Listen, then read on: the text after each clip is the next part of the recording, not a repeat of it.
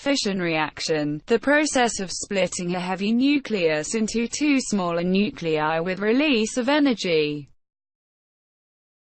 Flash drive, a small storage device that can be used to transport files from one computer to another. Fleming's left-hand rule: stretch the thumb, forefinger and the middle finger of the left hand mutually perpendicular to each other if the forefinger points in the direction of the magnetic field. Then the thumb would indicate the direction of the force acting on the conductor. Flow of information, the transfer of information from one place to another through different electronic and optical equipments. Focal length, the distance between the principal focus and the pole.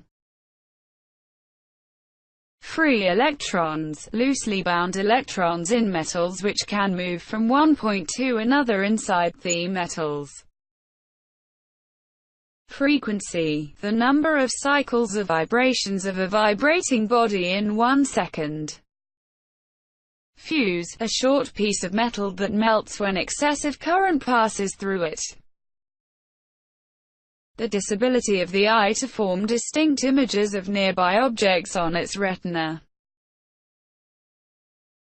Fax machine, a machine used to send the documents from one place to another through telephone lines.